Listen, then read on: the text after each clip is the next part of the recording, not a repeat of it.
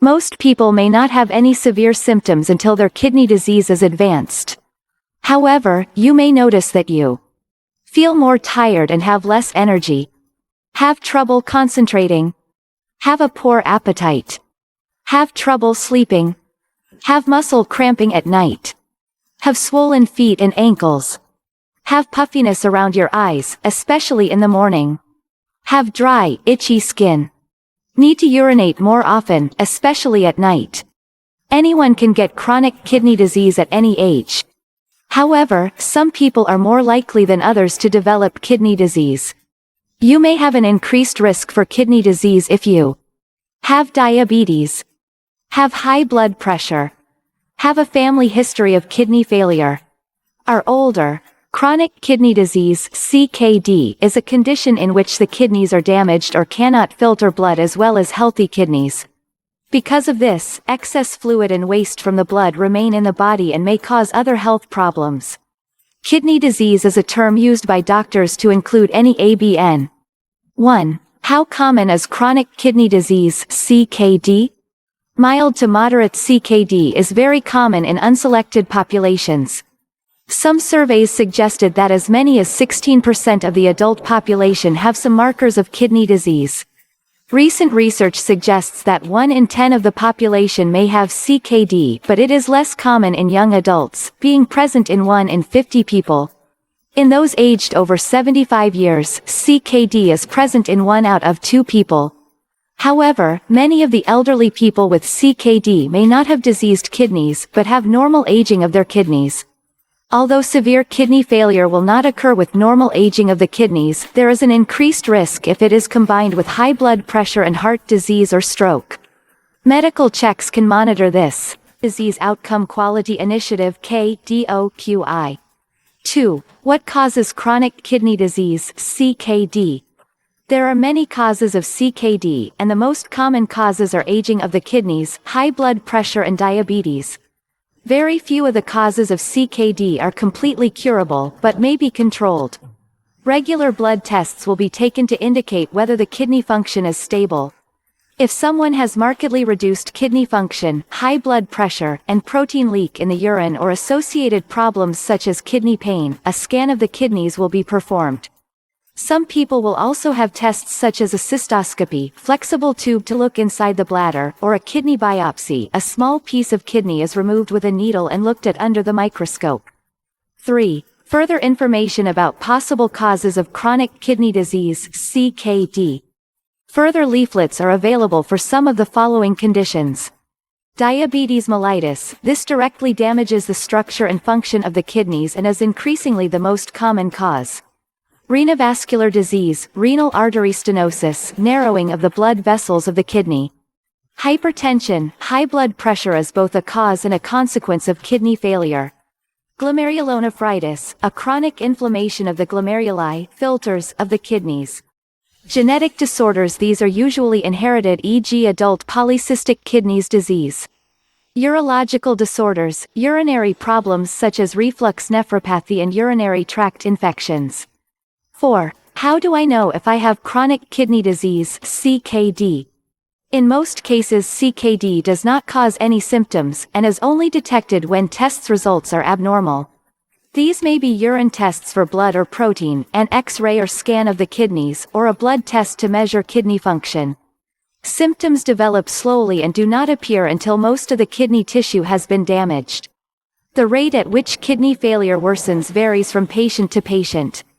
One should not think that the absence of symptoms means that there is no further worsening of the kidneys. Regular monitoring tests by your doctor is therefore vital. 5. How is CKD diagnosed and monitored? CKD is diagnosed and monitored by either your GP or nephrologist kidney specialist on the basis of your medical history and the following tests. In the early stages of CKD, people may be unaware that they have any illness, and a blood or urine test may be the only way it is discovered. Urine tests. Urine will be tested to detect abnormalities, especially albumin and blood in the urine. Albumin is due to chronic damage to kidneys and is measured by urine dipstick or albumin-creatinine ratio (ACR). Blood picked up by the dipstick can be due to a urinary tract infection, UTI, early inflammation, glomerulonephritis, and any urological problems. Blood tests to measure kidney function eGFR. A test called the eGFR, estimated glomerular filtration rate, is used to measure kidney function. The eGFR is calculated by the laboratory from the level of a chemical called creatinine in the blood. A normal eGFR is about 100 milliliters per minute in young adults, so the eGFR is sometimes referred to as the percentage of normal kidney function, as the number is the same.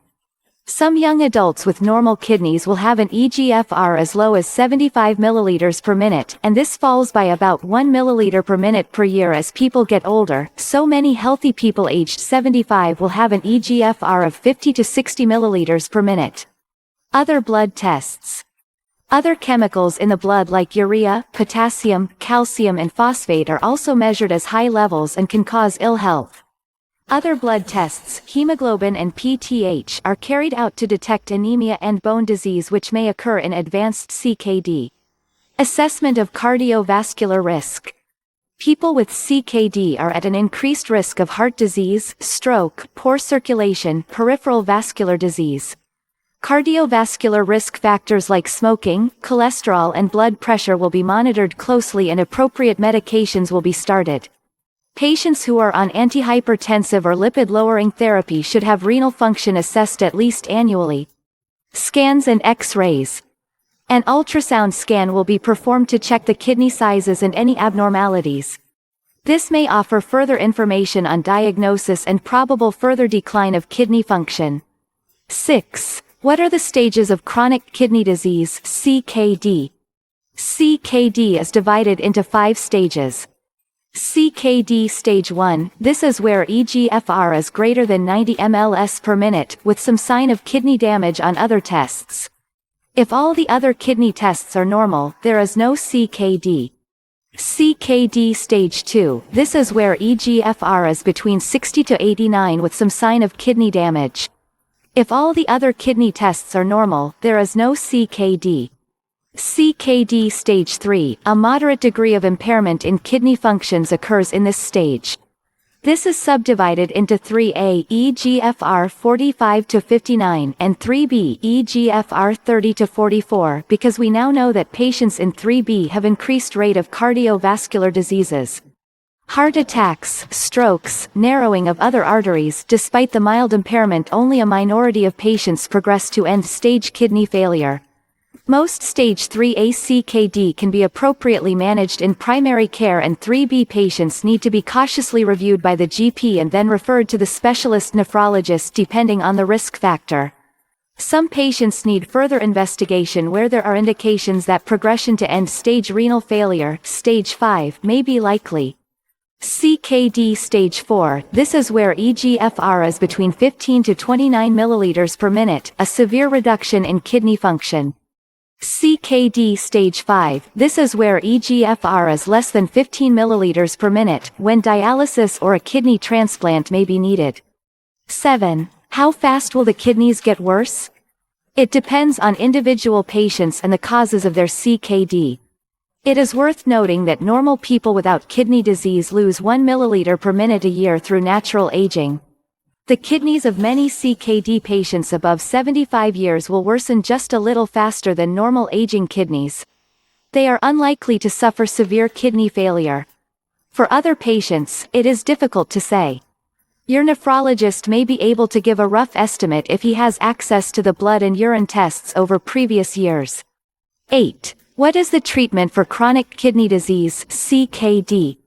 Although there is no cure for CKD, treatment is important to try to eliminate the cause of CKD and to reduce the rate of progression of decline in renal function. It is beneficial to review the diet and lifestyle to reduce the risk of stroke and heart attack. There are some things that everyone with CKD should try to do. These are: plus lose weight if overweight and take regular exercise. Plus stop smoking. Plus reduce the amount of salt in the diet in order to help control the blood pressure. Plus eat a healthy balanced diet. Plus drink about 2 liters of fluid a day. 2 liters is about 10 cups or 6 mugs. There is no benefit in drinking large amounts of fluid, except in people who get lots of urine infections, or in a few other special cases. Plus, patients should avoid binge drinking and be vigilant in replacing extra fluid losses in hot weather and during episodes of diarrhea or vomiting. Plus, consider buying an automatic blood pressure monitor to check the blood pressure at home. Plus, have an annual flu jab, influenza vaccination, and have the pneumococcal vaccine once. Talk to your GP about this. Plus, avoid certain painkillers, non-steroidal inflammatory drugs NSAIDs such as ibuprofen. Discuss with your doctor if this is difficult.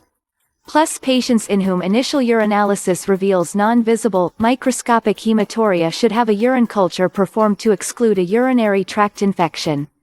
Plus, seek early treatment with antibiotics if you are prone to urine infection, frequent need to urinate, burning sensation on urinating, aches in the bladder or loin. The information provided here is intended for educational purposes only. It is not a substitute for professional advice and should not be construed as such. The content is based on general knowledge and may not be applicable to individual circumstances. Thanks for watching. If you like my video, please share, like and subscribe.